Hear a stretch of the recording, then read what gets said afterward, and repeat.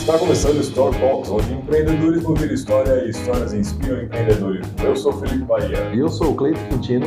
E você que segue a nossa página, não se esquece de curtir, compartilhar e deixar o seu comentário. Para chamar seu amiguinho para entender um pouco mais do mundo dos negócios, dessas experiências malucas. É isso aí. Se você quer empreender ou deixar de ser um CLT disfarçado de empreendedor, você está no lugar certo. Nós vamos te ajudar com bastante conteúdo, especialistas, empresários, empreendedores de diversas áreas, a contar os acertos, as dificuldades, para você entender melhor aí e avançar no seu projeto, para alcançar o seu sucesso, seja lá o que isso signifique para você. Antes de apresentar nosso convidado, recadinho do nosso patrocinador, o Café Govone, um café selecionado de grãos especiais com a torra perfeita para você que gosta de tomar aquele cafezinho na hora certa. Hoje estamos aqui com Fabrício Fernandes, chefe proprietário do Santa Paola Cozinha Italiana, formado em gastronomia, especialização pelo ITIF, formado como pizzaiolo na Escola Superior de Pizzaiolo de Nápoles. Perfeito. Fabrício, muito obrigado por ter aceito esse convite. Obrigado. Bater esse papo sobre comida, empreendedorismo. Também agradecer a Beth que indicou. A Beth, mais um da Beth? Mais um da Beth. A Beth está com crédito aqui. A gente vai importando o pessoal de tomar um café. Gente, queria agradecer a convite de vocês aí, também mandar um abraço para a Beth, né, que foi quem intermediou essa minha vinda para cá. Um oi para vocês, é um prazer estar aqui e espero que esse nosso bate-papo possa ser bem proveitoso para todo mundo que está assistindo a gente hoje. Fui parar como chefe de cozinha. Pois como? é. Por quê? Quando? Onde o que consomem, se alimenta. Onde habitam. Gente que é chefe de cozinha geralmente não se alimenta. É só um detalhe. Café, né? A Santa Paola é em Limeira. É em Limeira. Santa Paola é em Limeira. Tá passando aqui a rede social. Depois a gente coloca o endereço, claro, tudo aqui. Maravilha. Bom, a minha história na gastronomia é um pouco tardia, Felipe. Eu, antes de ser chefe de cozinha, eu sou advogado. Me formei em Direito, né? Advoguei na área criminal há alguns anos lá em Ribeirão Preto. Eu sou natural de Ribeirão Preto. Acabei chegando em Limeira porque numa das festas de faculdade eu acabei conhecendo a minha esposa. Ela é limeirense. E aí acabei vindo, né, para Limeira. Nesse inteirinho, eu trabalhei com outras coisas também. Quando eu cheguei em Limeira, eu já estava meio cansado do direito na época, estava meio insatisfeito e sempre gostei de carro, uma paixão que eu tinha. E aí fui trabalhar em concessionárias. Trabalhei alguns anos em algumas concessionárias, até que juntei um dinheiro, achei um sócio, um outro doido que compartilhou da mesma ideia, abrimos uma loja. Rodamos bem a loja e aí em 2013, né, no advento da crise, alta de juros, Selic disparada, essas coisas, a gente viu as vendas despencarem. Foi aonde nós chegamos no meio ponto do quê? Precisamos fechar, porque senão nós vamos perder o time. Né? A coisa é tomar uma proporção dantesca que provavelmente estaremos endividados até hoje para poder pagar. Só que nesse meio tempo, minha outra paixão, além de carro, sempre foi cozinhar. Sempre gostei de comer bem, né? Apesar de lá em casa minha mãe não gostar de cozinhar, meu pai cozinhava muito bem, minha esposa não cozinha muito bem, mas o que ela faz é bem gostoso quando ela faz, mas eu sempre gostei desse lado, né? E comecei a fazer faculdade de gastronomia. Até então nós tínhamos lá em Limeira, no ISCA Faculdade. Eu sou da segunda turma do ISCA, né? A segunda e última turma, porque depois que eu me formei, quando eu formei, eu saí daqui, eu formei em julho de 2019 e aí nós fomos para a Itália. Aí eu voltei em dezembro de 2019. Né? Nossa, quase pegou a pandemia toda lá. Peguei. Pegou uma parte Meu lá. voo foi o último voo que saiu de Milão. Pra vocês terem uma ideia. É que não tinha chego aqui ainda.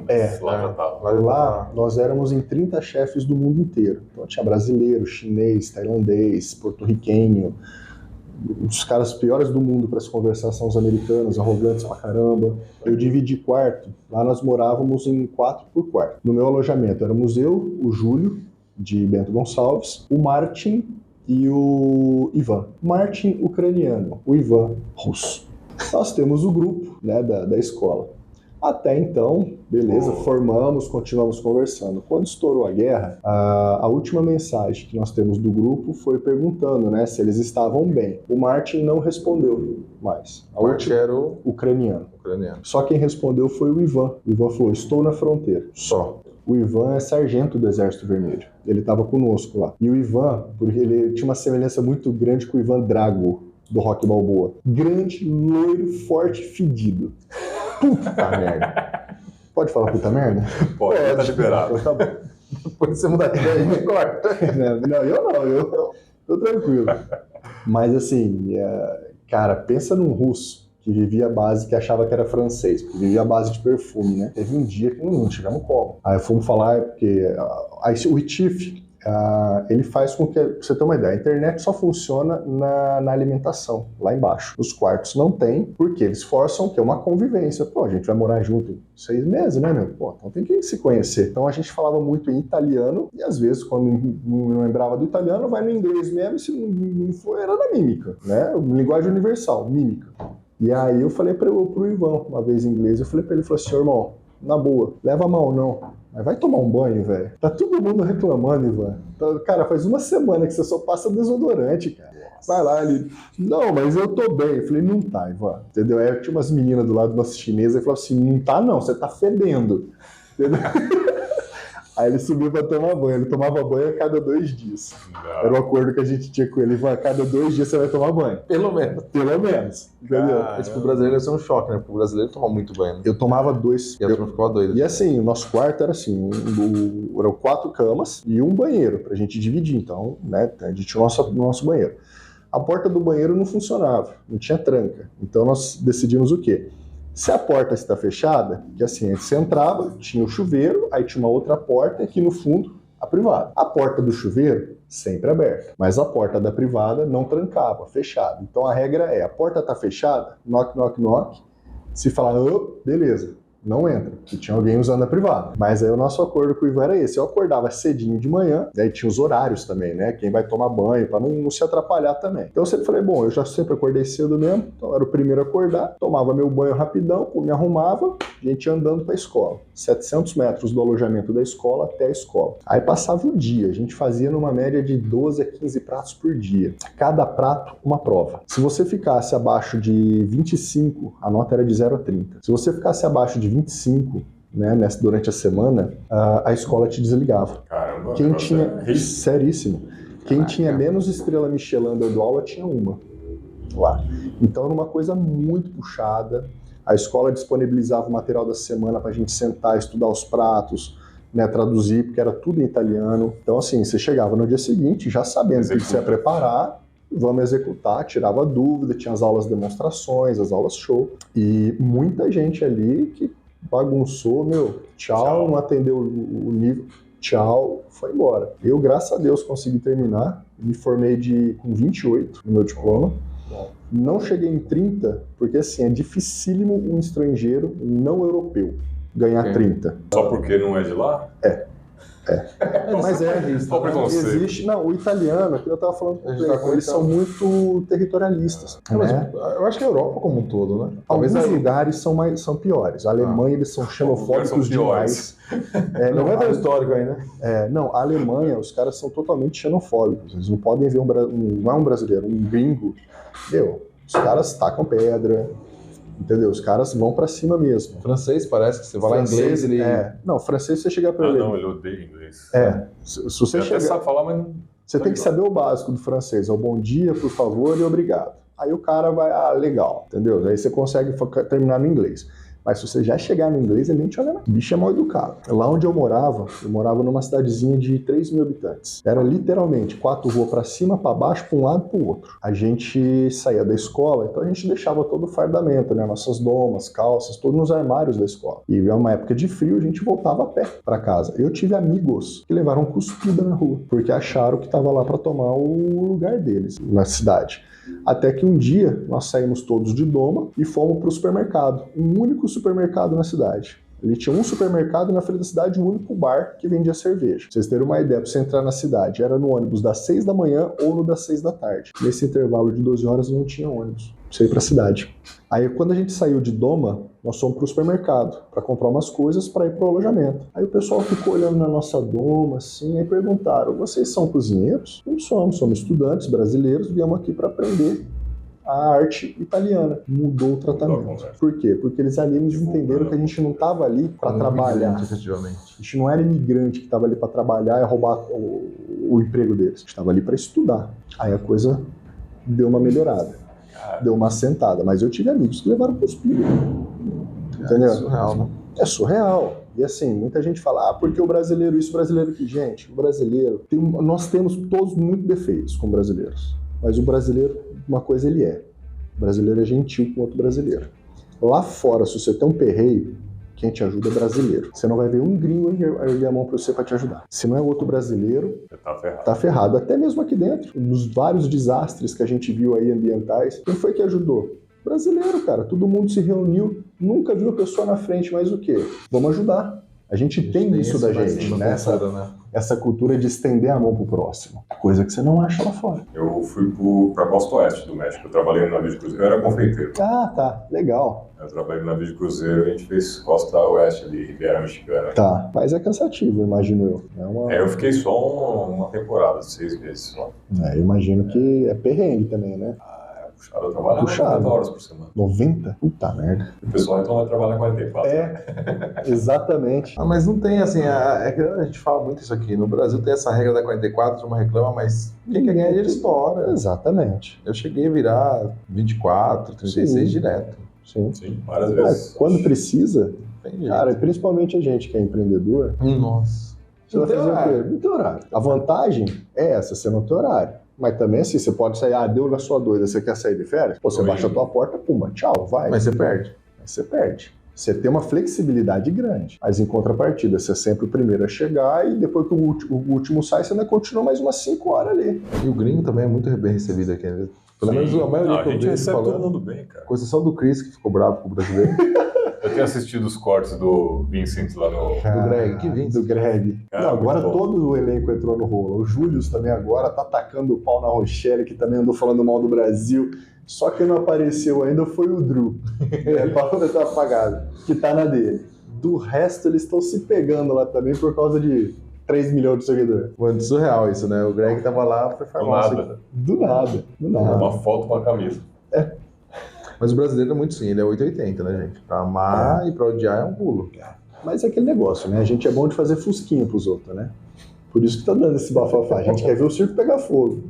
O tonto foi lá, botou a camisa eu sou famoso no Brasil, beleza, vamos dar curtida nele pra irritar o outro que já falou mal do Brasil. E o outro mordeu a chumbada. Cara, fica quieto. Se bem que também dá engajamento, né? O Burger King que contratou o Greg como garoto propaganda. Porque o Chris tinha feito no McDonald's. Aí ele falou assim, eu sei que o outro não gostou muito dos fãs brasileiros, mas eu amo, nós amamos. É foda, né, velho? Você vai falar o quê? Marketing americano que nem a briga da Pepsi com a Coca-Cola, né? Eu lembro de uma propaganda antiga deles também, que a Coca falou que vendia mais que a Pepsi. Aí a propaganda do menino vai na máquina de Coca, vai lá, pum, aperta a Coca, cai uma latinha. Põe no chão, outra moeda, outra latinha de Coca. Põe no chão, sobe em cima das duas e pega uma Pepsi. Larga as 2 latas de Coca. Quando a Pepsi era mais alta, não alcançava essas latinhas. O Brasil começou com isso, acho que nos anos 80 tinha umas propagandas mais assim. Começaram a proibir as coisas. Tem uma que eu vi, acho que é do Bombril, quando lançou um amaciante de roupa. Aí ele colocava, esse aqui é o melhor. Mas o outro não é muito ruim, ele é legalzinho. E mostrava-se a propaganda dele. Aí entraram com a ação, tudo, ele regravou o comercial. Aí colocou um pano cobrindo.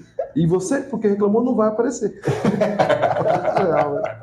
Acabou esse marketing. Eu acho fantástico. É a época que se podia ainda brincar com esse tipo de coisa, né? Hoje, os politicamente corretos daqui não permitem mais que as agências, né? Que o publicitário tenha essas sacadas. Essa liberdade, né? Essa liberdade. Acabou. Né? Então...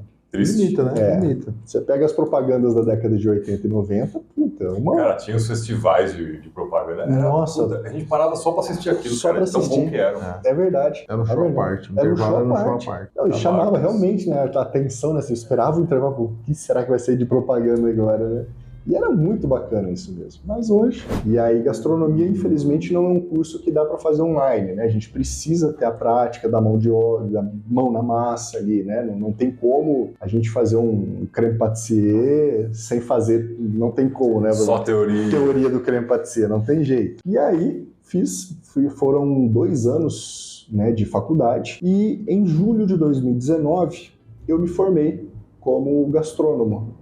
Né? Deixando uma coisa bem clara aqui, muita gente acha que quando a gente forma em gastronomia, a gente vira chefe de cozinha.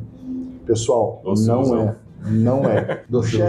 O chefe de cozinha é o status que você adquire conforme você vai evoluindo numa cozinha, né? Então, ou seja, para você chegar a chefe de cozinha, ou você tem a sua cozinha, o seu restaurante, ou você tem a confiança do dono do restaurante para que te conceda esse cargo. Mas quando a gente forma gastrônomo, né? Chefe é um cargo, você está no nível máximo. Você está no nível máximo dentro da hierarquia da cozinha. Eu falo, todo chefe é um cozinheiro, mas nem todo cozinheiro é um chefe. Exatamente, exatamente. Né? Tem gente que acha que o chefe de cozinha, a função do chefe é gritar. Né? Está atrelado, mas não é a única. Faz parte. Às vezes a gente precisa, né? Dar uns gritos daqui, uns gritos dali. Mas assim, a nossa profissão teve um boom, né, muito grande depois do advento do MasterChef, né? Que deu mais ênfase à carreira do gastrônomo, né? Do profissional de cozinha. E isso que realmente ajudou muito. Então nós tivemos um boom das escolas, dos profissionais, né? E isso ajudou bastante. Popularizou muito. E gourmetizou muito também. Gourmetizou demais até. A ideologia de ser um chefe de cozinha. Exato. Eu vivenciei isso também. Existe o glamour, né, do chefe de cozinha, mas ninguém vê o podre que está lá atrás. Horas e horas a fio, dobra, em pé, 14, 15 horas cozinhando. A gente vive à base de café, né? O cozinheiro que não toma café... Esse é o cozinheiro saudável. Né? Saudável, é o saudável.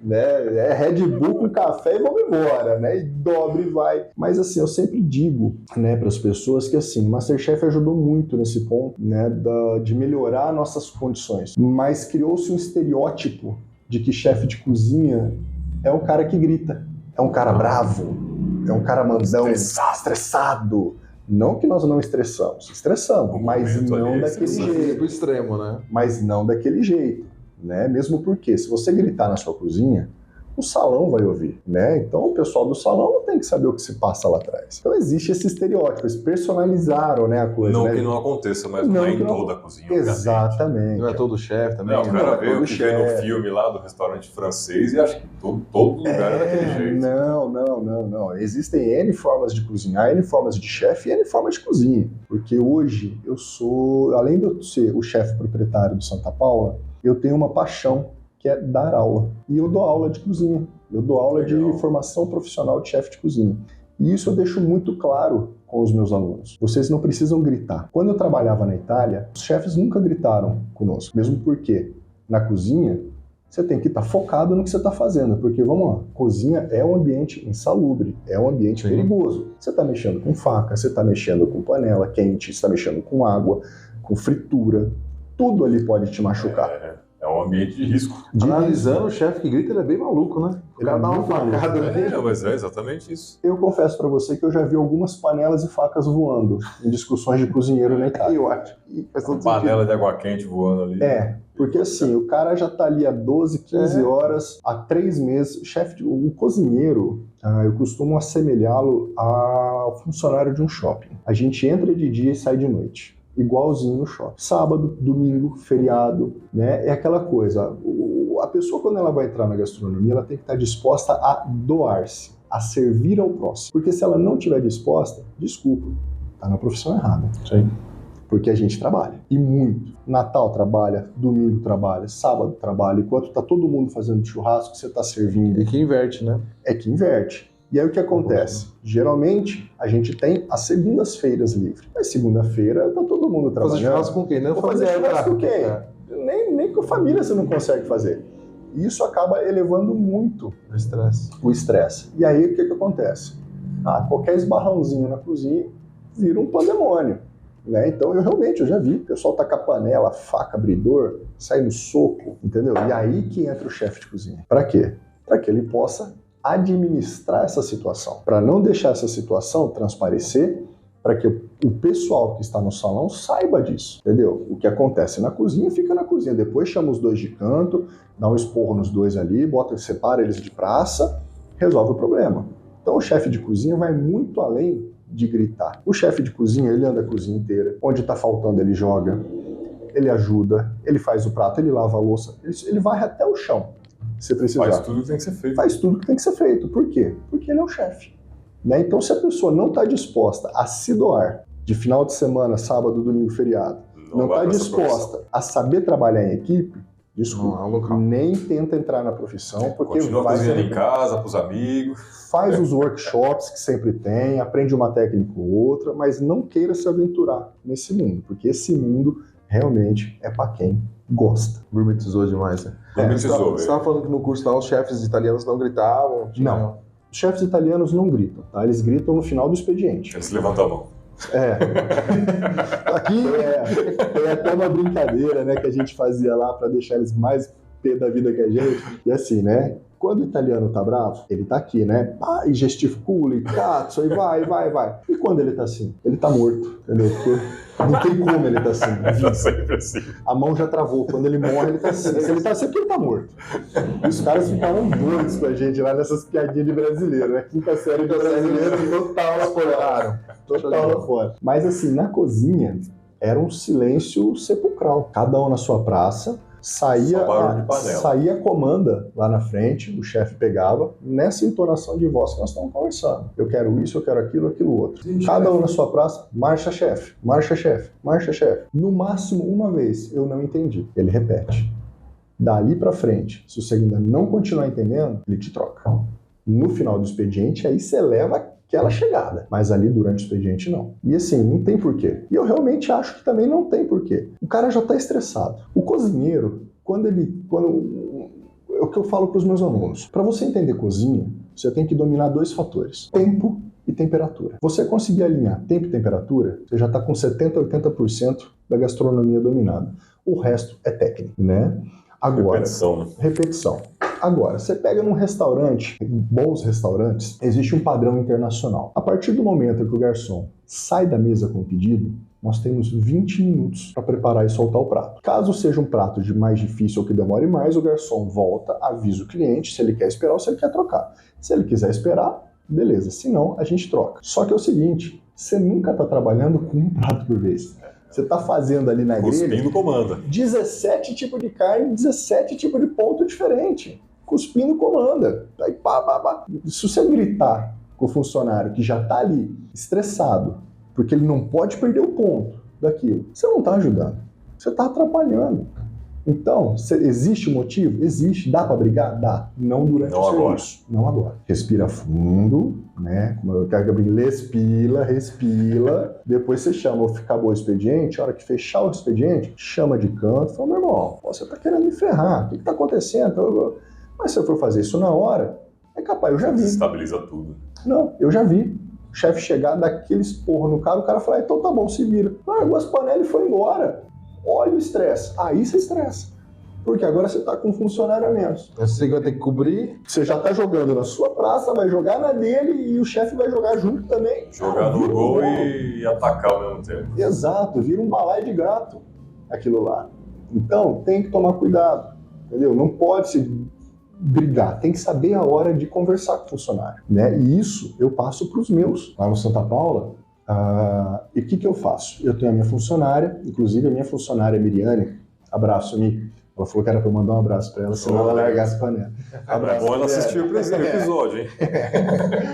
Deixa um comentário aí. E a Miriane, inclusive, foi minha aluna da formação profissional. Fui atrás dela, né, depois de formado, por quê? Porque o cara já era uma pessoa mais velha, ela já estava na área da gastronomia, né? Foi se aperfeiçoar. Sim, e assim, uma pessoa muito responsável. Então eu falei, cara, é isso que eu quero para chefiar a minha cozinha. Por quê? Porque eu preciso fazer a parte, por enquanto,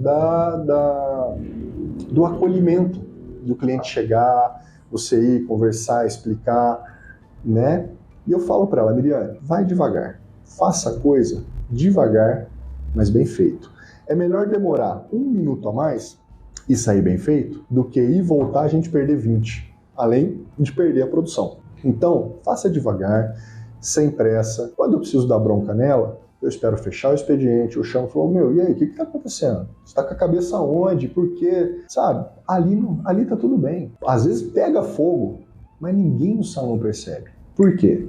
Porque tá todo mundo com aquela cara de poker face, a famosa cara de coxinha, né?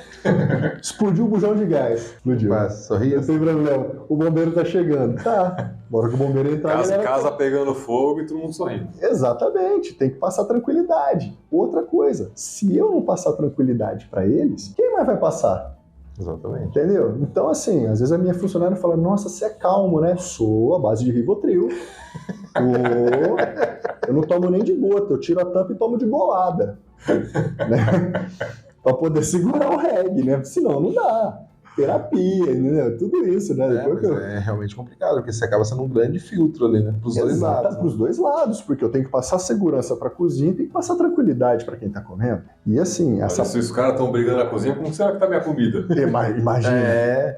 Né? O cara vai servir com óleo, enfia o dedo no meu macarrão. Enfia o dedo, você foi... Pra não evoluir tanto. Exatamente. Eu tenho uma briga com a minha esposa, essa questão de 10% de garçom. Ela, eu não concordo. Eu falei, você pode não concordar, eu vou pagar. Você quer voltar aqui outro dia? Quero. Eu falei, eu vou pagar então os 10%. É a diferença entre comer a comida cuspida e comer uma comida saudável. Né? Eu falo isso pra ela, falo, não pode. Eu falo, amor, esquece, isso não vai mudar aqui agora. Mas você não sabe quero ter esse debate com ela. Logo quando eu comecei a namorar minha esposa, a gente saía pra jantar, e meu sogro hoje tá melhor, né? Mas ele brigava muito com o garçom. Eu sempre falava pra minha esposa, falei assim, seu pai curte comer um bife pisado no chão, né? Gosta de comer uma sopa cuspida, né? Eu nunca vi brigar com o garçom desse jeito, e aí isso eu não era nem chefe de cozinha ainda, não era nem formado em gastronomia, né? Mas eu falei, cara, depois de formado a gente vê, realmente, né? Tem garçom que quando o cliente briga, o cara fica puto, né? E, cara, sacaneia. É porque o que você tava falando é que o cara...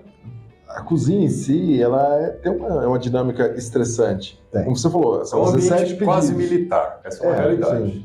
Eu imagino que você falou 10 pedidos ao mesmo tempo cozinhando. O garçom também com 10 pedidos na cabeça levando, não posso perder o cliente, se eu atrasar, tem que contar o tempo daquele outro. Aí você vai lá dar um esporro no cara. Bicho, restaurante. É uma fagulha. Todo mundo anda com o copo na borda para transbordar ali. E o que o Felipe falou, ele tem razão. A cozinha moderna, né, que a gente conhece hoje, ela surgiu no militarismo, nas cozinhas de campanha, né? Tanto é que alguns lugares, por exemplo, a gente tem as diferenças, assim como o uniforme militar, você tem as divisas, né, as patentes, na cozinha nós também temos. Por exemplo, o toque, que é o chapéu do cozinheiro, né, chama toque. O chefe da cozinha anda com um toque maior, reto. A maioria dos cozinheiros geralmente anda com o quê? Só com uma bandana. Por exemplo, uma outra coisa, algumas cozinhas têm um sistema de patentes. O chefe, se você olhar na doma dele, que é aquela peça que a gente usa em cima, que se chama doma, ela tem uma linha preta, é a do chefe. Aí você tem um sistema de coloração, que a gente usa também nas tábuas de corte. Por exemplo, a tábua vermelha, tábua de carne, a tábua verde, de legumes, a tábua branca, azul, de peixes. Ou seja, cada um das funções de praça, você vai ver que na doma dele ele tem uma linha diferente. Então você sabe diferenciar quem é quem, né? Alguns lugares, por exemplo, o chefe, além de tudo, ele anda não só com a doma com a linha preta, ele anda de crocs preto. E os demais cozinheiros de crocs branco. Por quê? Na maioria das vezes você está de cabeça baixa. Então você sabe quem está do seu lado de olhar no pé. Você sabe que é o chefe. Você está no meio de um corte. Se você olhar para o chefe, você pode correr o risco de cortar o dedo. Entendeu? Então, assim, tem todo esse esquema. E a atual cozinha moderna é derivada disso mesmo, né? Das cozinhas de campanha do exército, né? Do militarismo. Onde existe o quê? O chefe, que seria o comandante geral ali da cozinha, e embaixo os subalternos. O chefe das praças, para uma cozinha maior. Exato. E aí você tem chefe de partida, você tem o chefe de carne, você tem o chefe patissier, você tem o rôtissier, você tem o tournant. Ou seja, você tem uma série de... É um exército mesmo. É um exército e cada um jogando numa posição. O legal da cozinha é o quê? Que a cada 2 meses você rotaciona. Então você não vai ficar a vida inteira naquele tipo de praça. Tá. Então você vai rotacionar. Então você vai jogar em todas as posições ali, né? Até que você vai chegar uma hora que você vai ser o quem? O tournant. O que é o tournant? O tournant é o coringa da cozinha. É o cara que vai jogar onde precisa. Você está no garde-manger, que é a praça de saladas, sopas, né, entradas, essas coisas. Você está com muito pedido. O resto está mais tranquilo, o tournant vai lá e vai te ajudar. Por quê? O tournant já passou por ali, ele sabe fazer. Eu tô com um problema aqui nas carnes. Pô, o tournant vai lá. Se tiver maior demanda ou tiver maior demanda, exato, ele vai ajudar o chefe nas finalizações. Né? A maioria dos pratos, quando chega, geralmente o que acontece? O chefe pega o paninho, dá aquela ajeitada, né, para não levar um prato sujo também. E vamos lá. Passa o dedo na língua. Passa o dedo na língua. Exatamente. Para ajudar o mercado ou para atrapalhar? O chefe enxuga o suor com o pano e põe para a borda do prato, né? Sacanagem. E assim perdemos alguns clientes. Sacanagem. Não, gente. Não... Perde os clientes, mas não perde a piada. A quinta série é eterna. Quinta série não tem jeito. Então, assim, o Turnã é esse cara, né? Esse coringa que vai jogar e vai auxiliar no que puder. Lá no Santa Paula, por exemplo, eu sou o Turnã, né? Eu alterno entre atender o cliente e dar uma força na cozinha. Na verdade, o restaurante é só seu ou você tem sociedade com mais alguém? É só meu. Ou seja, então você é o financeiro, é o administrativo, é o compras, é o vendas, é o marketing? Tudo. Eu sou o CEO. É o empreendedor. Eu sou o CEO, eu sou o empreendedor. E assim, o Santa Paula surgiu também de um outro empreendimento que eu tive. Quando que abriu o Santa Paula? O Santa Paula abriu em janeiro desse ano. Quando eu voltei da Itália, em 2019, logo que eu cheguei, meu voo foi o último que saiu de Milão, né? E depois, na hora que nós chegamos aqui, Fechou. foi aquele pandemônio, né? E ainda demorou um pouco pra gente ter casos aqui no Brasil. Só que já tava todo mundo dentro de casa. E eu falei, poxa, eu preciso fazer alguma coisa, porque eu voltei com a ideia de abrir um restaurante e simplesmente eu me vejo, eu fiz um puta investimento em euro nessa formação. Verdade. 6 para 1, 6 e pouco para 1. Na época ainda peguei uma coisa boa, era 4 para 1. Putz, foi legal, eu peguei uma puta taxa boa. E a hora que eu cheguei, eu falei, cara, e agora? Como é que eu faço para recuperar esse dinheiro? Né? Não dá para sair para procurar emprego porque tá todo mundo mandando embora, tá tudo fechado. Eu falei, bom, deixa eu dormir, nada melhor que uma noite atrás da outra. Um belo dia, eu acordei de manhã, primeira coisa que me veio na cabeça, vou fazer cannoli. Falei, pô, cannoli, pouca gente conhece o cannoli. Quando você vai a São Paulo, ali no Bexiga, famosíssimo cannoli do Bexiga, né? Ou para quem é palmeirense, vai no estádio ali no entorno, sempre tem uns canolizinhos ali. E aí eu comecei a fazer cannoli. Já tinha feito. Inclusive, o meu último estágio de formação foi numa canoleria, antes de voltar. Uma coisa que me chamou a atenção, o meu TCC de formação foi o cannoli. Falei, cara, tá aí, é um doce diferente. E aqui no Brasil a gente tem aquela coisa de doce, mas tem que ser brigadeiro, quindim, e é doce. Eu, particularmente, não gosto desse tipo de doce. Né? E por isso que eu me identifiquei bastante também com a confeitaria italiana, que é tudo meio que a base de ricota, pouco açúcar, uma coisa mais dosada. Sucotto, cassata. Isso, bacio de dama, panna cotta, né? Então são coisas muito gostosas. Não tô entendendo nada, continua. Depois a gente faz uma degustação. A gente faz um checklist na degustação. E o cannoli, eu pensei, pô, é um negócio bacana, mas até então eu não sabia como é que ele ia ser aceito. Comecei a fazer. Cheguei, fiz um teste com farinha, porque a farinha italiana é totalmente diferente das farinhas que a gente tinha na época que hoje, né? Foram mais de 10 tipos de farinha que eu testei para chegar na massa que eu fazia lá fora. E aí comecei a fazer. E para minha surpresa, muita gente conhecia o cannoli. E eu comecei aonde? Divulgando no Instagram, lá em Limeira. E o pessoal começou, pô, quero experimentar, e o negócio começou aí. Passei um ano e meio trabalhando em casa, né, na garagem lá de casa. Diga-se de passagem, a dona Onça sempre, e aí? Falou, pô, não dá, né, pandemia, não tem como sair de casa. Eu quero, mas a pandemia não deixa. Arruma uma desculpa. Eu ali, né, com o maquinário todo na churrasqueira, na área de churrasco lá em casa, né? Enfim. A área gourmet virou produção. Virou produção. E aí foi. Até que, quando a coisa minimizou, aí eu levei o checkmate em casa. Falei, ó, tá na hora de sair pra rua. Realmente. Já fazia quase 2 anos, né, que eu tava em casa trabalhando, fazendo cannoli, massa fresca, recheada. Já tinha uma pequena produçãozinha. E aí eu saí. E aí eu aluguei um espaço no centro de Limeira, pequenininho, né, de 25 metros quadrados, o espaço. E ali eu montei a minha primeira... É a sala nossa.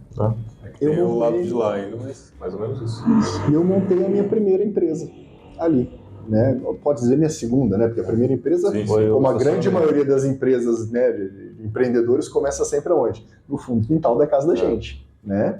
E montei. Aí eu abri a canoleria lá em Limeira. Canoleria e escola de cozinha italiana.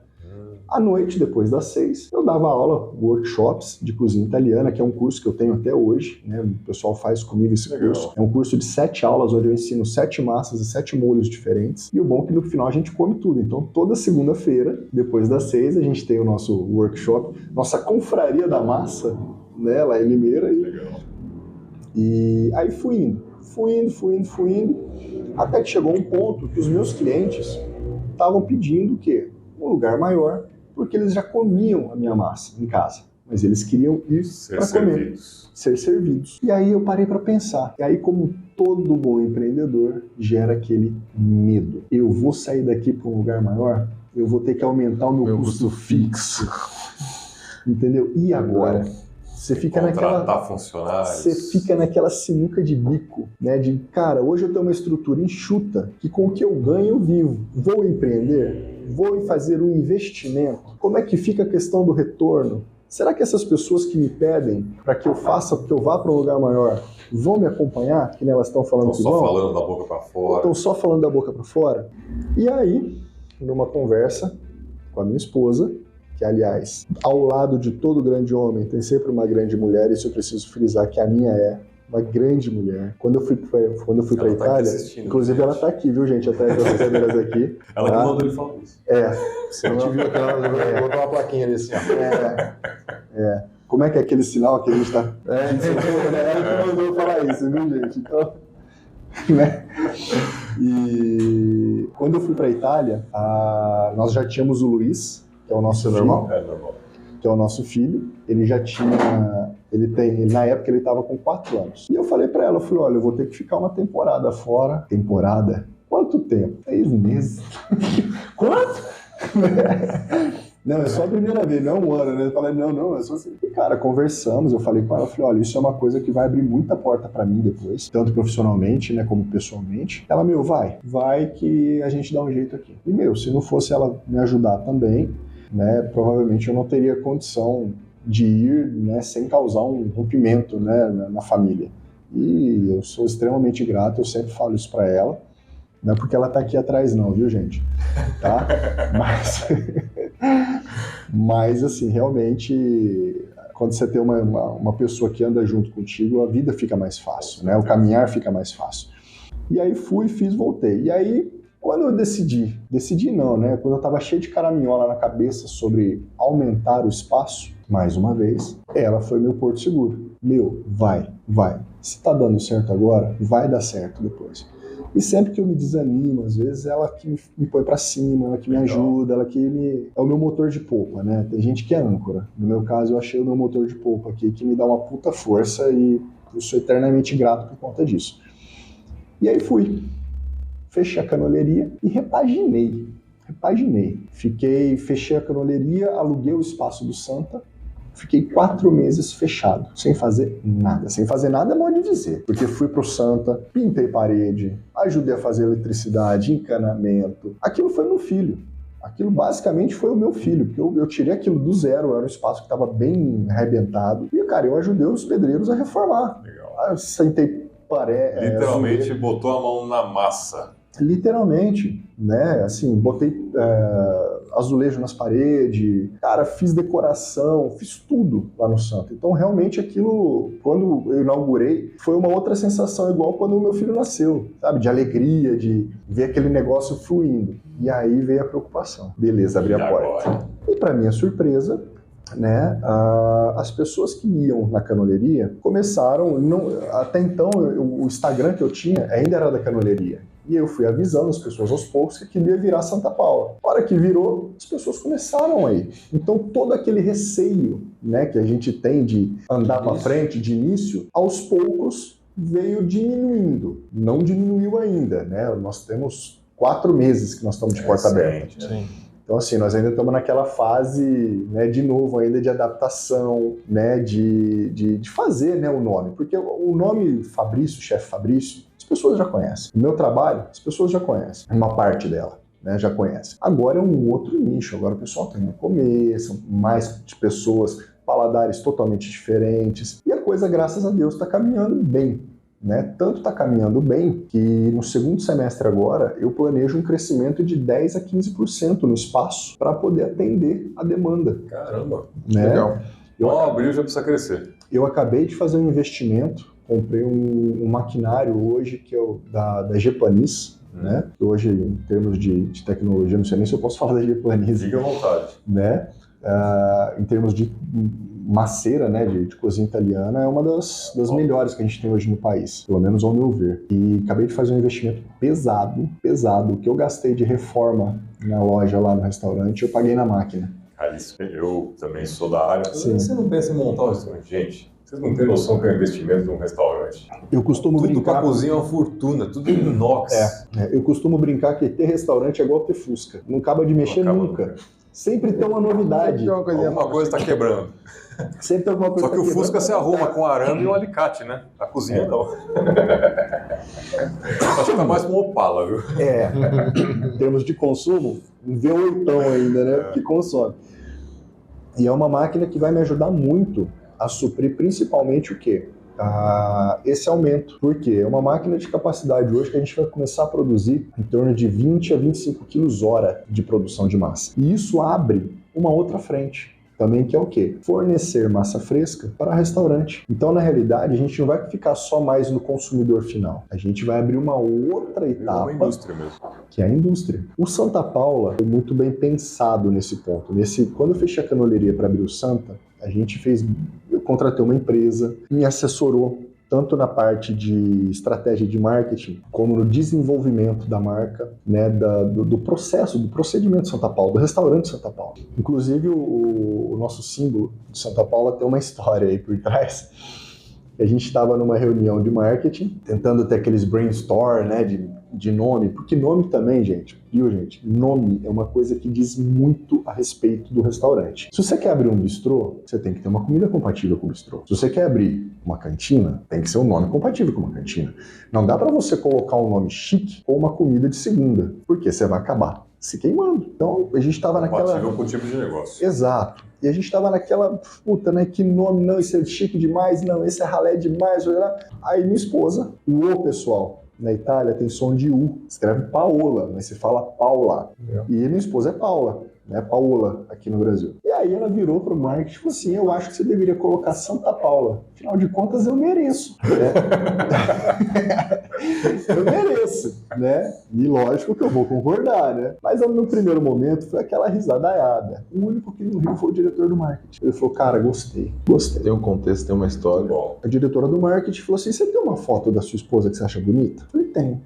E aí eu mandei, que é a foto do Santa Paula, que ela caracterizou a foto do Santa.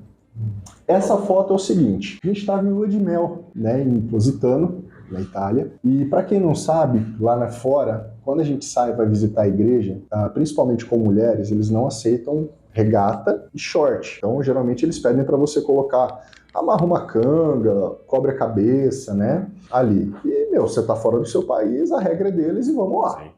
Nesse dia, eu tirei essa foto dela, a gente estava na porta da igreja e a luz do sol batendo nela. Então aqui ficou o quê? Aqui atrás é a luz do sol, esse é o véu da igreja e ela atrás.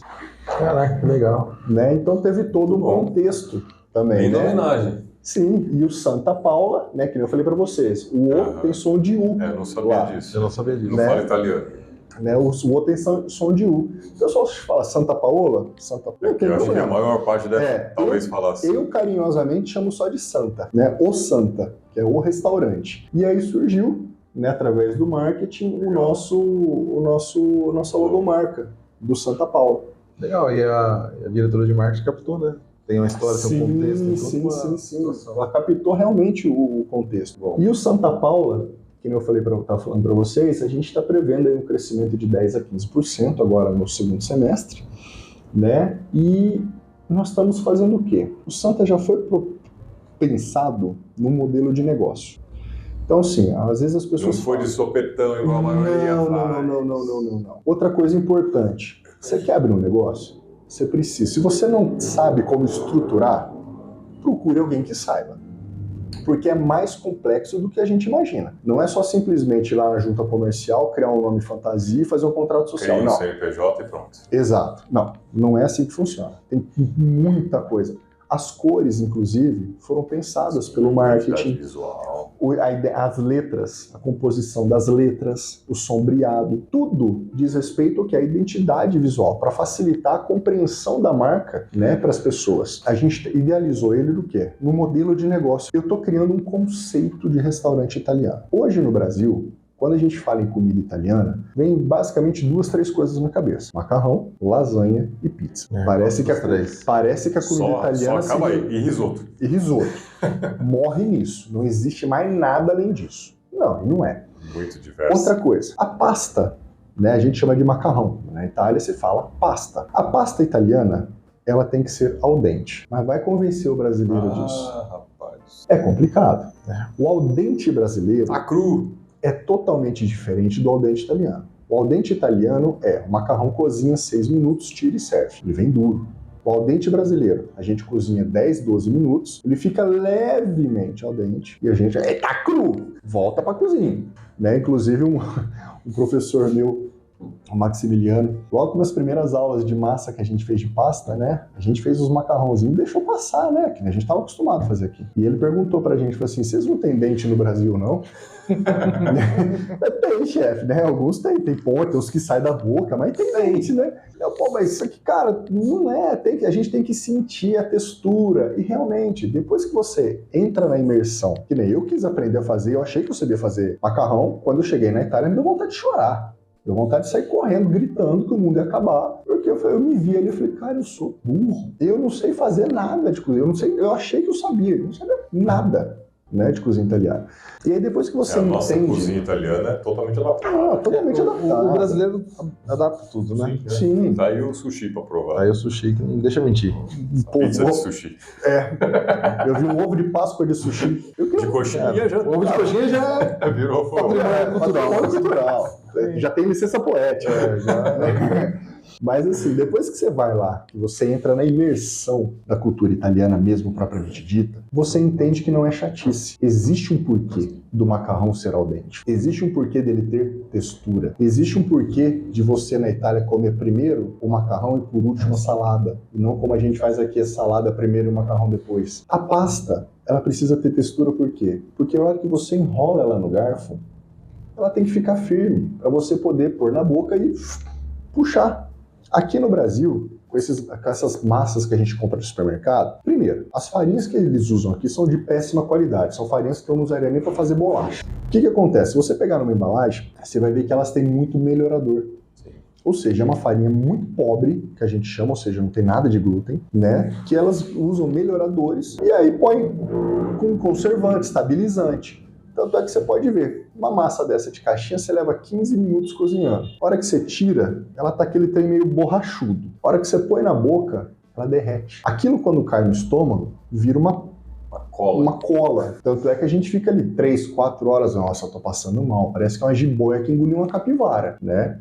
E não é isso. A cozinha italiana não é assim. A farinha, quando ela é boa, e ela respeita o processo dela de ser feito a pasta fresca, em coisa de 2 horas, 1 hora e meia, você já digeriu, você já está pensando no que você vai comer dali para frente. Fora que uma farinha boa é uma farinha que tem cálcio, tem ferro, tem fósforo, tem proteína, entendeu? Então não é uma farinha ruim, não é uma farinha pobre como a gente chama. O que a gente está fazendo? Eu estou criando esse conceito no Santa Paula, de uma cozinha italiana propriamente com a identidade dita. italiana. As pastas são todas feitas lá na nossa cozinha. Então a gente tem a produção da semana. Por enquanto, a nossa produção é 100% manual, como diz o italiano, tutto fatto a mano, né? Tudo feito à mão. Então a gente faz lá, mistura tudo, faço os cortes. Quando eu estou num dia bem inspirado, eu faço os cortes à faca. Eu enrolo a massa e venho cortando, né? Por quê? Eu aprendi desse jeito numa cozinha lá fora. Uma vez eu questionei uma senhora que estava dando aula pra gente do porquê não usar a máquina.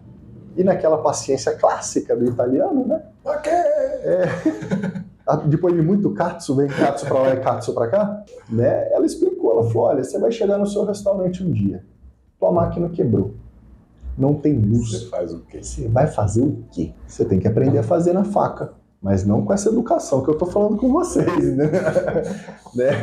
Foi bem pior a coisa lá. E ela tem razão. Tanto é que quando eu tava lá, todos os meus estágios, eu sempre quis trabalhar em restaurante de família. Nunca quis restaurante estrelado. Não. Primeiro, restaurante estrelado, você não vai fazer os pratos estrelados. O mais novo na cozinha ali tem 15 anos na casa. O chefe não vai lavar alface. Exato. O chefe não vai correr o risco de você fazer uma cagada no prato e ele perder a estrela dele, entendeu? Restaurante de família não, sabe? Você vai fazer na mão. A gente abria massa lá com aqueles rolos parece os cabos de vassoura. esticava numa mesa desse tamanho, assim, depois vinha com a faca e cortava e botava no secador lá no varal, que a gente chama, né? Punha no varal e ia pegando, já saindo. Cara, era isso. Eu fui lá para aprender isso.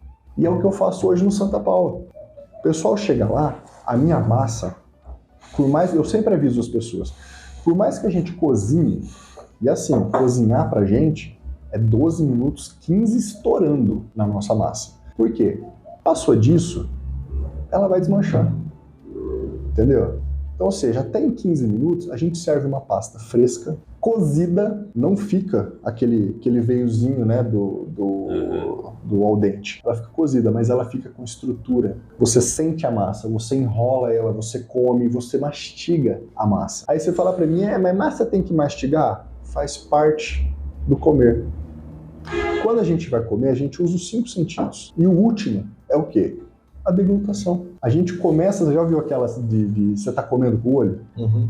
E é verdade. Primeira coisa, você vê um prato bonito, aquilo desperta em você o quê? Desejo. Desejo. Você fala, cara, se isso tá bonito, deve estar gostoso. Aí você vai pro segundo, você já olhou. Aí você vai fazer o quê? Vai pegar ali na mão, tato. Você vai sentir. Você vai falar, cara, isso além de bonito, tá com uma textura agradável. Terceira coisa, olfato. Nossa, não é que isso aqui tá com cheiro bom? A quarta, você vai enfiar na boca. A hora que você começar a mastigar, o crec-crec que a gente ouve ajuda o quê? A produzir a saliva, a serotonina, que vai liberar aquela sensação de prazer. Por último, você engole. Então tem tudo o teu motivo, entendeu? Dentro da gastronomia. Até o fato do macarrão ter que ter estrutura. Lógico, né? Às vezes, que nem casa de ferreiro, espeta de pau. Meu filho adora miojo. É fogo, né? Ô pai, faz o miojo pra mim. Não, não faço. Eu tenho macarrão aí, come aí. Você vai ter que estudar a cozinha japonesa e aprender a fazer um ramen. Exatamente. Ramen. Exatamente. E assim, cara, é o que eu falo pra ele, né? Ele tá com 8 anos, então deixa ele comer essas porcarias agora. Mais pra frente, a hora que ele crescer, o paladar muda, aí ele vai entender o que é comida boa. Então eu prefiro que ele coma assim agora do que coma adulto. Amém. Mas assim, ele gosta e paciência, mas eu não faço. Eu ensinei a fazer. Não, eu Se não quiser, faço. você vai comer. Eu me recuso. Eu me recuso mesmo. Eu não gastei. Não. Eu me recuso. Imagine você fazendo um miojo, depois tira uma foto, manda pro chefe lá na Itália. Eles tomam meu diploma. Eles pegam o diploma de volta. Eles tomam meu diploma. Ué, no grupo da escola Pizzaioli, cara, às vezes eu mando umas barbaridades lá, eles falam, cara, pelo amor, o que vocês estão fazendo aí, entendeu? Mas assim, tudo tem um quê, né, um motivo. E o conceito do Santa Paula é esse, é trazer essa estrutura de cozinha italiana propriamente dita. Os molhos a gente faz lá, as massas, os doces. Eu costumo dizer que lá no Santa não tem nada que a gente teve que tirar da latinha ou da caixinha para servir para o cliente. É tudo feito no restaurante. Tem um gelato. Nada. Faz o molho do zero. Com Do tomate zero. fresco. Inclusive, eu tô com 30 kg de molho de tomate no meu carro para deixar no restaurante para amanhã reduzir mais 5 horas o estagiário vai começar. Alguém tem que começar. E eu já fiz isso muito, então alguém tem que fazer agora. Fora que a decoração foi toda pensada. Por exemplo, o Santa Paula, muita gente me pede para colocar uma musiquinha ambiente de fundo. Eu sou contra. Por quê? A ideia do Santa nós não somos bistrô, nós somos cantina. A cantina pressupõe-se o quê? Uma extensão da sala de jantar da sua casa. Tanto é que você chega lá, não tem jogo americano, é toalha na mesa. Toalha na mesa. Quadriculada, tradicional. Azul e branca, tradicionalíssima. Então é uma toalhinha, um jogo de prato bonito, talher, guardanapo, igual você tem na sua casa. Ah, mas o porquê que não tem música? Para você conversar. A intenção do Santa Paula é resgatar o quê? Não só a cultura italiana propriamente dita, no comer e no preparo da pasta fresca, mas trazer mais a gente para perto das pessoas que a gente ama. Quantas e quantas vezes antes da invenção do celular, antes da invenção do celular, a gente sempre ia para casa, você sentava na mesa, como é que foi seu dia? Ah, tudo bem? A gente tinha um diálogo. Hoje, você senta numa mesa, podem ver numa mesa de bar. Isso eu sempre falo para minha esposa, olha aquele casal novinho, que interessante. Sentou de frente para os outros dois no celular, eles estão conversando entre eles no celular, mas eles não conversam pessoalmente. A hora que a comida chega, eles comem calados. Tira foto. Você não vê deixa a comida esfriar. Você não vê, reclama depois. Aí põe do lado aqui o celular e enquanto ele tá comendo, ele tá aqui, ó. Nem aprecia a comida, não conversa. Exato. Isso aí é um movimento que surgiu há uns anos atrás, na época da minha faculdade aqui no Brasil, chamado Slow Food. Que é isso. O que o Slow Food visa? A conexão das pessoas com a comida, com o tempo, com a qualidade do tempo. E com as pessoas que estão juntas. Exato. Porque não tem coisa mais chata do que você sentar numa mesa, parece que a companhia é ruim. Sabe, você tá conversando e a pessoa, Cara, pelo amor de Deus. A menos que você seja médico e tenha alguém internado, que você esteja precisando atender aquele telefone, eu costumo dizer, não tem nada na vida que não possa esperar 1 hora, pelo menos, para que você possa comer decentemente. Não tem. E é essa a intenção do Santa Paula. Resgatar a tradição italiana no preparo da massa fresca, da comida italiana, juntamente com a tradição familiar. Por quê? Que coisa mais tradicional que mesa de italiano? Sentar na mesa, fala alto, entendeu? Mas conversa. E é isso que a gente quer lá no Santa Paula. Legal. É trazer isso, entendeu? Por isso que tem toalha na mesa. Por isso que eu atendo as pessoas. E é diferente. Você chega lá, quem tá te atendendo? Pô, o dono do restaurante, o chefe da cozinha. Como é que você tá? E vai, conversa, aí tem a decoração, o pessoal pergunta, eu conto as histórias, coisa e tal. Tem gente que gosta de chegar lá. Eu tenho cliente que está estudando italiano. Para mim é ótimo, que eu vou treinando o meu também. Pô, eu bato papo italiano, entendeu? Eu costumo dizer que lá no Santa a gente só não tem o mau humor do italiano, né? Por enquanto. Por enquanto. Tem só 4 meses. Em breve. Próximo cardápio. Né? Com mau humor ou sem mau humor? O mau humor é mais barato, né? E assim, e esse conceito, né, a gente está estruturando justamente por quê? Porque, lógico, pensar grande e pensar pequeno dá o mesmo trabalho. Então, assim, eu já planejo, daqui a uns 2 anos, ter uma segunda unidade do Santa Paula. E existe o quê? Uma regra. Cada unidade de Santa Paula vai contar com 40 pessoas sentadas. Nem 41, nem 39. Pô, Fabrício, mas por que 40 é número cabalístico? Também. Também. Não, tô brincando. Por quê? Por quê? 40 eu acho que é um número razoável para você atender sem atropelar. Não fica aquele trânsito de garçom, você vai em grandes restaurantes, tem 40 garçom dando bandejada no restaurante com e aí você vai sentar, você tá com o peito na mesa, tem mais uma cadeira atrás do você, nem você nem a pessoa de trás consegue se mexer, entendeu? Não. 40 pessoas, você tem um espaçamento, a cozinha trabalha tranquila, os garçons trabalham tranquilos, você consegue rodar as mesas e ver, principalmente, se tá faltando alguma coisa. Pô, caiu um garfo, às vezes o garçom não viu, mas você viu, pô, você pega, quando eu vou trocar, pega o garfo, leva, entendeu? Então acho que é um número próprio. Então assim, hoje eu atendo, a gente ainda é um espaço pequeno, eu atendo 14 pessoas por vez. Quero crescer mais 10, 15%, vai chegar em 20%. Próximo passo, 40. Fabrício, o Santa tá com demanda para 70 pessoas. Legal. Vamos para a segunda unidade já com 40. Entendeu? Ah, legal. Tem mais o outro Santa, a unidade 2 está com demanda. Vamos para 3. Vamos enfiar um Santa no shopping. Entendeu? Então, assim, a gente já estruturou o Santa Paula para um crescimento de franquia. Sustentável de franquia. Tanto é que assim, o investimento que eu falei para vocês anteriormente, que eu fiz nessa máquina, é um investimento que agora a gente vai começar a se pagar. A gente fez eu fiz um plano de retorno de 24 meses dela, né, para ela se pagar. E por quê? Porque a hora que eu abrir a segunda unidade, já fornece.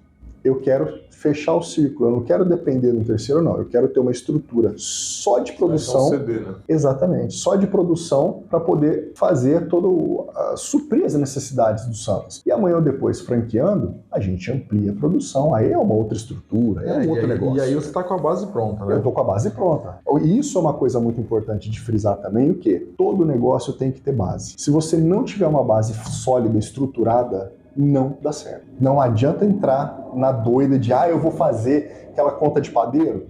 Para mim custou 10, então vou vender por 30. Não, gente, não é assim. Você levou em consideração custo fixo, custo variável? Você levou em consideração imposto? Você levou em consideração salário? Você levou em depreciação? Tem muita gente que vai ouvir isso aqui e fala, nossa, tem tudo isso? Não, isso é só o começo, isso é só a ponta do iceberg. É por isso que a gente tem que procurar, se a gente não sabe, quem saiba, entendeu? Para poder estruturar. Você falou várias coisas aí que para mim é muito chave, né? Primeiro, começando pelo final. Quando você não sabe, Procure quem sabe. Procure quem Mais saiba. importante do que Melhor do que saber é saber quem sabe. Esse é um Exatamente. princípio que eu tenho. Exatamente. Essa ideia de pensar um negócio já como franquia, mesmo que ele hoje não seja uma franquia que talvez você na frente nem queira que seja, o modelo de franquia, ele é sustentável. Exatamente. Porque ele é processo, é passo, é identidade visual, tudo fechado. Então, o negócio ele vai crescer naturalmente. Naturalmente, exatamente. E aí, no futuro, quero franquear? Tá pronto. Tá Você não pronto. precisa transformar numa franquia. Exato. Já é. E é nisso que a gente pensou quando a gente foi abrir, quando eu idealizei o Santa Paula. Justamente isso, que nem eu falei no começo brincando, né? Pensar pequeno e pensar grande dá o mesmo trabalho. Então já vamos pensar grande, entendeu? Já vamos fazer um negócio agora, beleza, a gente vai pelejar bastante no começo agora, mas por quê? No final, a estrutura tá pronta.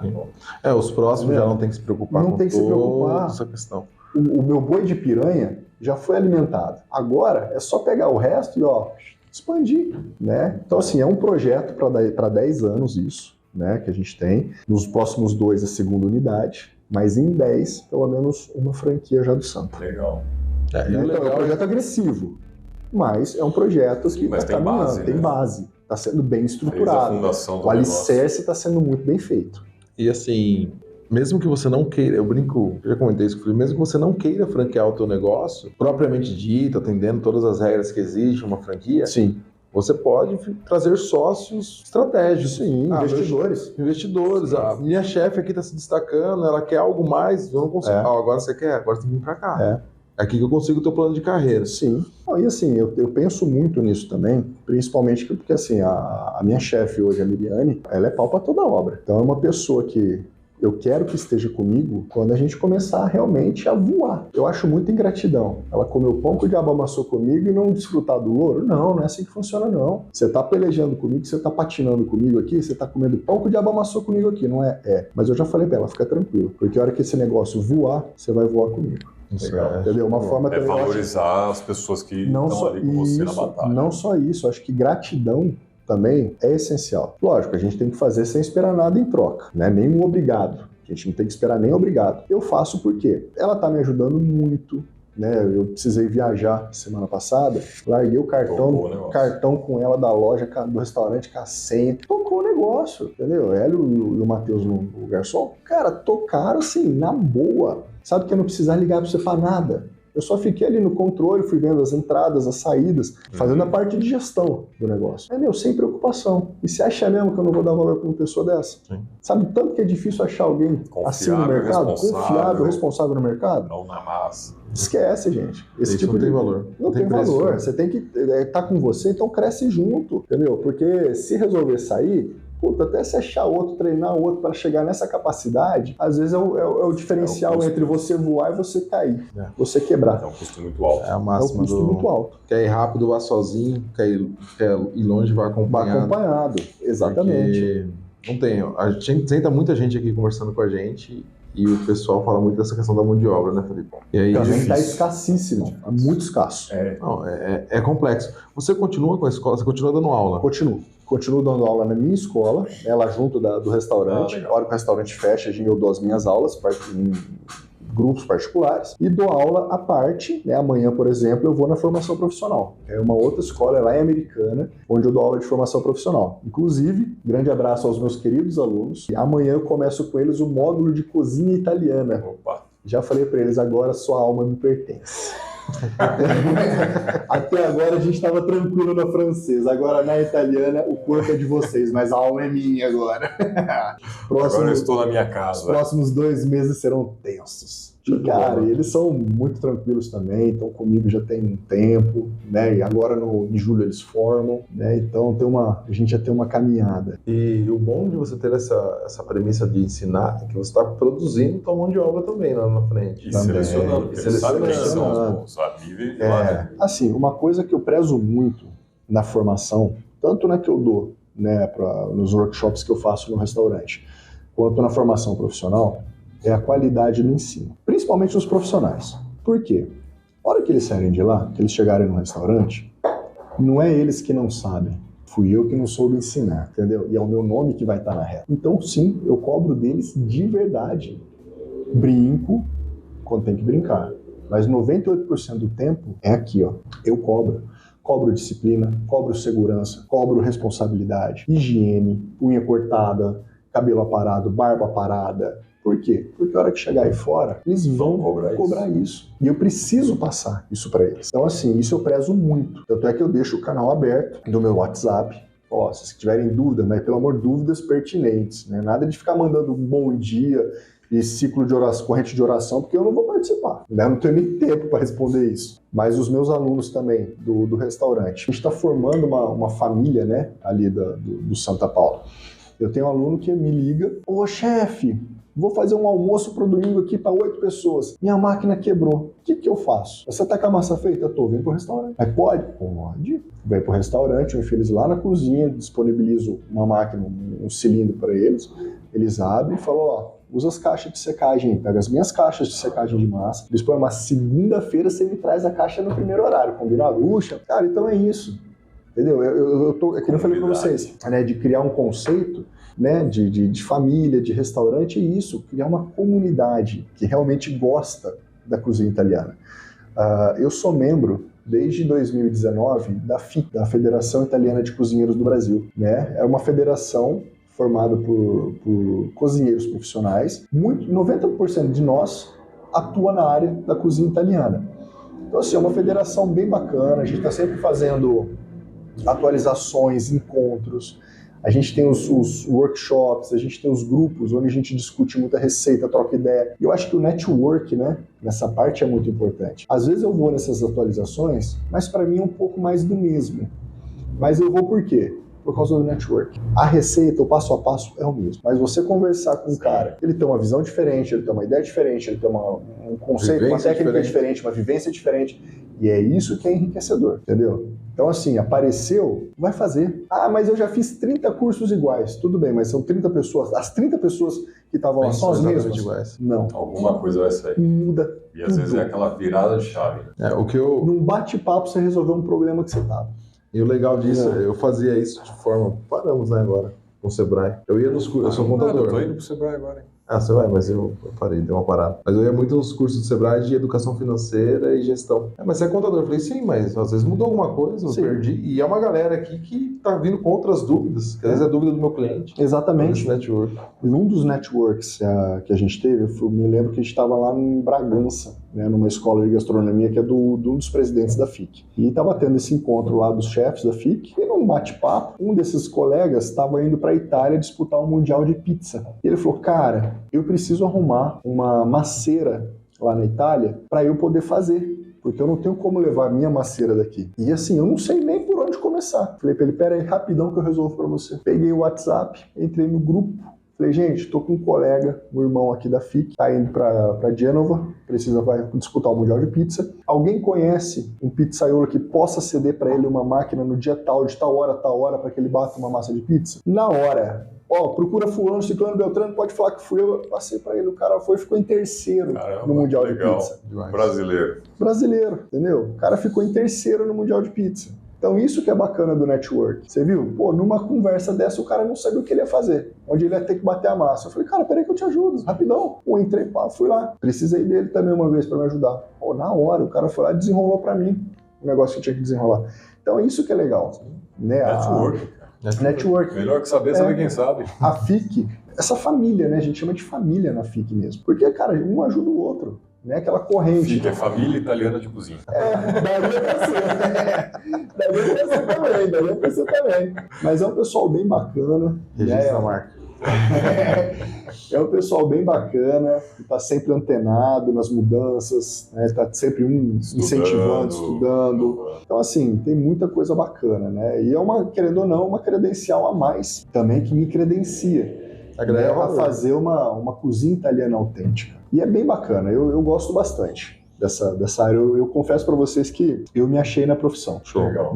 O direito, eu realmente não me via muito no direito, mas depois que eu me formei na gastronomia, eu falei, me achei. Não existe mesmice Não tem mesmo. Entendeu? Tem mesmo Por mais que você faça aqui, mas Fabrício, a massa de macarrão é igual. Tá, pode até ser a farinha e o ovo, mas todo dia você bate uma massa diferente. Por quê? Para bater massa, você tem que levar em consideração temperatura interna, temperatura externa, umidade, temperatura da farinha, temperatura do ovo, umidade. Então você nunca bate uma massa igual a outra. Então, É outra pegada. É outra pegada. Minha irmã é padeira artesanal. E, nossa, no começo, ela pedia muita dica pra mim, só que eu não era, eu sou da confeitaria, eu era da padaria. Fazia um pouco em casa ali, então. Ela começou a perguntar assim, minha família, não sei, não é minha área. Aí ela começou a procurar cursos, estudar, porque ela tinha muita dificuldade.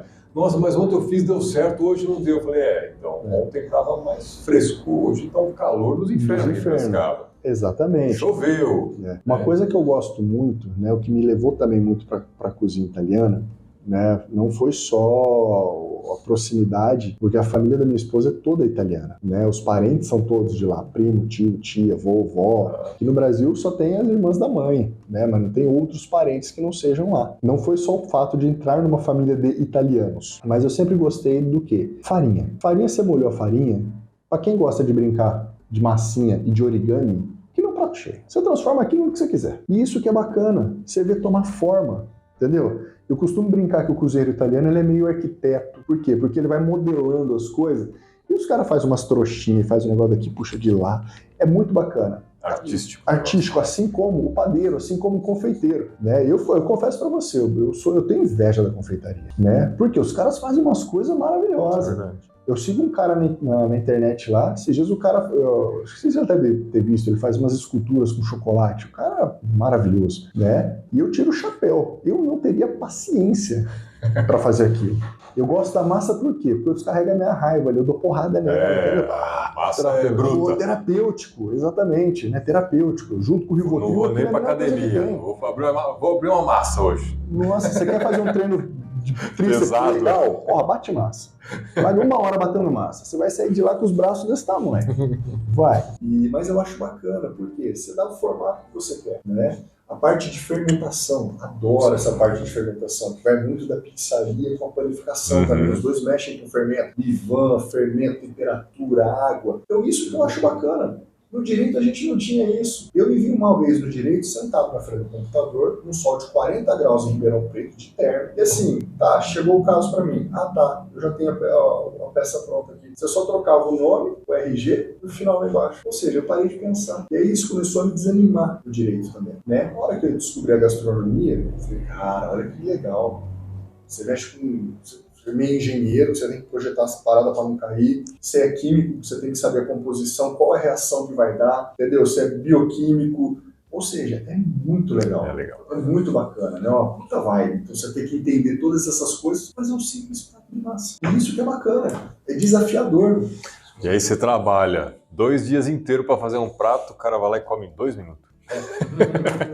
Ou pior, teve uma vez na Itália, eu tava saindo da cozinha pra fazer meu intervalo, e a gente fumou muito lá na Itália, né? O cara tava do lado de fora do restaurante com o cigarrinho dele aqui, ó, na mesa. Eu fiz o que tinha que fazer, saí, soltei o prato, né? Se saiu, o chefe falou, você não consegue soltar um pappardelle, um tartufo? Eu, rapidão, 5 minutinhos. Aí tô lá esperando, fazendo o meu intervalo, aí nisso meu prato chega pra esse cidadão. Vai fumando. O cara me pega o cigarro, enfia na boca, enrola o pappardelle e pau, junto com a fumaça. Eu olhei aquilo assim e falei, gente, eu não sou nem italiano, mas o coração já...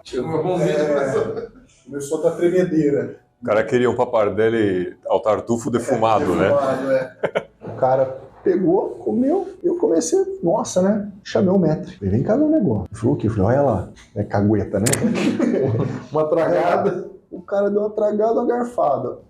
O maître só fez assim, ó. Mandou o cara embora. Não, entrou na cozinha e chamou o chefe. Quando eles não querem que você entenda, eles falam em dialeto. É que nem no Paraguai, né? Eles falam em Guarani, pra você não entender que eles estão te passando o pé. Começaram a falar em dialeto. Mas não precisa nem saber dialeto pra entender. Só o gesto já... Ele pegou o prato, nisso já tava o maître com a maquininha, o cara pagou, botou. Só deu pra entender o vavia, né? Que é vai embora. Vavia. O que aconteceu, né? Ele falou assim, não, o chefe dá uma cagada nele, que aquilo era um desrespeito com a comida, que era um desrespeito com ele, com você que fez o prato, tirou o prato dele e falou que aquele não come nunca mais, mano, fez ele pagar e mandou embora. Arrancou o prato, levou embora pra cozinha. E, gente, parece cena de filme. É a coisa mais normal que tem lá na Itália. É um desrespeito mesmo. Tem pasta, por exemplo, que você não come com queijo. Aqui no Brasil a gente põe queijo ralado em tudo. né? Lá não. Lá existe um caso de um amigo que entrou no restaurante e pediu, né, eu quero formaggio. O cara falou, não, aqui você não come com queijo. Mas eu quero. Aqui você não come. No Brasil, como? Você tá no Brasil? Não tá. Então aqui você não vai comer. E não deu queijo pra ele. Eu vi um vídeo, assim, eu comecei a ver alguns vídeos desse tipo, né, dessas situações da Itália, agora aparece um monte, né? Eu vi um essa semana. O cara chega no restaurante, pede um prato e um cappuccino. Aí o cara vai lá dentro, pega, bota uma cerveja na mesa, beba seu cappuccino. Não é hora de tomar cappuccino. Cappuccino é de manhã, né? Café com leite, pô. Também essa foi uma das cenas mais engraçadas que eu tive o prazer de presenciar com um amigo brasileiro. A gente chegou de manhãzinha, um dia que a gente tava à toa, nós resolvemos alugar um carro e dar uma volta, né? 4 brasileiros e um tailandês. Aí Parece piada de... Mais ou menos por aí. Tinha 4 pessoas no carro. 4 pessoas no carro, um tailandês e um tigre, né? Antes de sair da cidadezinha, a cidadezinha que a gente morava chamava Castiglione d'Asti, onde é a escola do ITIF. E aí fomos tomar um café. Aí chegamos de manhã, né? Aí esse amigo meu, Sidney, virou pra ele e falou assim, eu quero um café com latte. Aí a moça falou, sim, cappuccino. Ele, não, café com latte. A moça, sim, cappuccino. Café com latte. A moça falou assim, cappuccino, sei, café com latte. Ah, tá. É a mesma coisa. É que o brasileiro não está acostumado. Cappuccino aqui é outra coisa, né? Outra coisa, né? Mas esse choque de cultura é fantástico, assim, quem viaja conhece. Como que é o tratamento? O que você pode falar da diferença da pizza? Toda. Até porque não existe só um tipo de pizza lá. Eu não faço ideia. Aqui a gente come torta. Não é pizza, é torta. Né? Por quê? A pizza lá, primeiro, geralmente uma pizza bem feita, existem vários tipos de pizza, mas as mais famosas lá é a pizza romana e a pizza napolitana. 90% da Itália é napolitana, que é aquela pizza de massa grossa, né? De borda alta. Massa grossa não. Borda alta. Que é a do Ribeiro. Il Giro. É um amigo nosso que já gravou com a gente, ele faz legal. Pizza napolitana. E assim, o grande diferencial é o quê? O tempo de maturação. A gente tem a primeira fermentação, que é quando a massa cresce, né? Então, geralmente, quando eu faço 2 dias, depois que eu bato a massa, eu deixo ela descansar 2 horas, faço a primeira virada. Ela descansa mais 2, faço a segunda virada. Da segunda virada em diante, geralmente eu deixo ela de 48 a 72 horas maturando. Quando a pizza está maturando, você tem toda uma cadeia ali dentro que se forma do glúten, né? E principalmente do quê? Das leveduras, do fermento que está comendo toda aquela parte de proteína e está transformando aquilo o quê? Ela transforma em dois fatores. Ela transforma aquilo em CO2, que é o que vai fazer a massa inflar, e álcool etílico. Não sei se vocês já tiveram a oportunidade, a hora que você abre a massa, você sobe aquele cheiro de álcool. É o mesmo processo da fermentação na cerveja. Conforme ela fica nessas 48, 72 horas maturando, o fermento vai se alimentando de forma igualitária da massa. A massa fica leve. A massa fica aerada, entendeu? Então, tanto é que a hora que você abre a massa napolitana, a gente faz a pizza, a primeira coisa, a gente demarca a borda, né, e leva para o forno. Tanto é que ela cresce, ela fica com aquela borda desse tamanho. Aqui no Brasil, aquilo lá teria catupiry, parmesão, cheddar. É uma pizza dentro da pizza. Cheddar com salsicha, estrogonofe, sei lá, né? Lá dentro não. A hora que você corta a borda lembra muito uma colmeia. Então ela é toda avelada, né? Parece um soufflé, né? Quando você quebra. Então ela fica muito leve, fora que o molho de tomate dos caras é campeão. Ah, Fabrício, mas qual que é a diferença do tomate? Cara, tomate é tomate, mas tem uma exceção. Qual? Um negócio chamado terroir. O que é o terroir? É a terra onde ele é plantado. Querendo ou não, a Itália tem solo. A Itália tem muito solo vulcânico, né? Um solo muito rico. E isso, querendo ou não, deixa a fruta menos ácida. Tomate é fruta. Sabia que tomate é fruta, né? Então ela fica menos ácida, ela fica mais adocicada. Então, para você controlar a acidez, fica muito mais fácil. Então o molho já fica mais adocicado naturalmente, né? Fora que é outro esquema, né? Outro tudo. Mussarela de primeira, farinha de primeira. A Itália tem um segredo. Qual que é o segredo da comida italiana? A comida italiana é feita de forma fresca. A Itália, se você pegar o desenho dela, ela é uma bota. Só que de uma ponta a outra da bota, se não me falha a cabeça, estão 700, 800 quilômetros. Só que é mar dos dois lados, né? Então, ou seja, você consegue consumir produto fresco. Se o cara pescar um camarão de um lado, você pega no trem, em 2 horas ele tá fresco. A ostra ainda tá viva na hora que chega. Fora que todo italiano tem na sua casa um jardim, onde ele planta limão, ele planta tomate, ele planta abóbora. Eles fazem muita compota, porque quando entra o inverno, tá tudo estocadinho. Lá eles compram pouquíssimas coisas, mas a maioria das coisas eles produzem lá. Então, cara, não tem como ficar ruim. É tudo feito fresco, né? Ingrediente fresco, produto fresco, não tem como ficar ruim. Esse é o segredo da cozinha italiana, é trabalhar com coisa fresca, né? E assim... Não é o amor, é a frescura. É a frescura. É a frescura. Eu editor aqui com piada de quinta série.